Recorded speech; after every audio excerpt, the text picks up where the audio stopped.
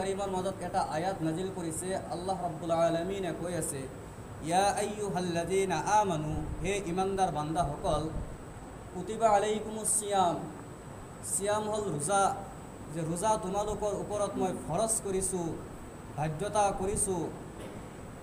কামা কুতিবা আলাল্লাযীনা মিন ক্বাবলিকুম, যেনেকৈ নেকি তোমালোকৰ আগত যিসকল উম্মত আহিছিল সেইসকলৰ ওপৰত যেনেকুৱাকৈ মই ৰোজা ফৰজ কৰিছিলোঁ, ঠিক তেনেকুৱাকৈ তোমালোকৰ ওপৰতো এই মাহে ৰমজানুল মুবাৰকৰ গোটেই মাহ ৰোজা তোমালোকৰ ওপৰত মই ফৰজ কৰি দিলোঁ।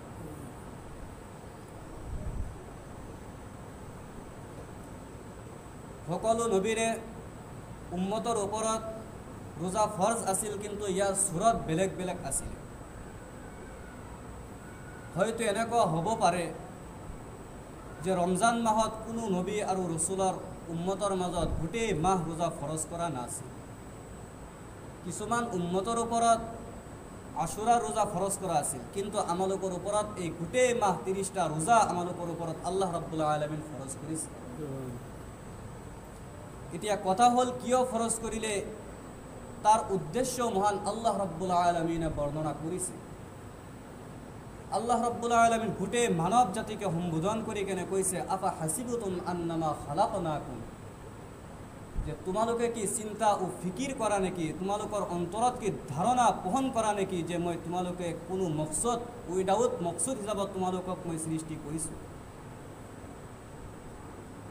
কাৰণ আমি সকলোৱে জানো, যি বস্তু আমি তৈয়াৰ কৰোঁ, সৃষ্টি কৰোঁ, তাৰ পাছত এটা না এটা মকসদ আমালোকৰ থাকে। এই কুৱেশ্যন যে আমালোকক আল্লাহ ৰাব্বুল আলামিন কৰিলে, তোমালোকে কি চিন্তা কৰা নেকি যে তোমালোকক এনেই মই সৃষ্টি কৰিছোঁ। বেলেগ জেগাত আল্লাহ ৰাব্বুল আলামিন কৈ আছে, আলাস্তু বিৰব্বিকুম, যে মই কি তোমালোকৰ ৰব নহওঁ নেকি। এই কুৱেশ্যনৰ মাজতে এনচাৰ আছে। যদি মই কওঁ যে এই মছজিদ কি মই দান কৰা নাই নেকি, ইয়াৰ অৰ্থ হ'ব যে মই ইয়াত নিশ্চয় দান কৰিছোঁ।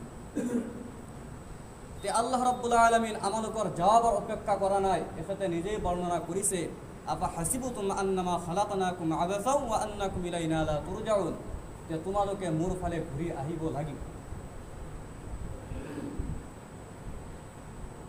ঠিক তেনেকুৱা ৰমজানুল মুবাৰকৰ যে ৰোজা ফৰজ কৰিলে, কিয় ফৰজ কৰিলে?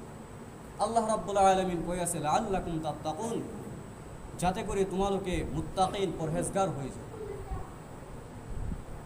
এই মাহে ৰমজানতে মহান আল্লাহ ৰাব্বুল আলামিনে পবিত্ৰ কোৰআনুল কাৰীমক নাজিল কৰিছিল। আমি সকলোৱে জানো, যদি কোৰআনুল কাৰীমক আমি সৱাল কৰোঁ, হে কোৰআনুল কাৰীম, তুমি মানৱ জাতিৰ ওপৰত, আমালোকৰ নবীৰ ওপৰত তুমি কিয় নাজিল হৈছা, তোমাৰ উদ্দেশ্য, তোমাৰ মকসদ কি? তেতিয়া কোৰআনুল কাৰীমে জবাব দিবে, হুদাল্লিল মুত্তাকিন, যে মই মুত্তাকিনসকলৰ কাৰণে ৰাস্তা দেখুওৱাৰ কাৰণে আহিছোঁ, হাদি হৈ আহিছোঁ।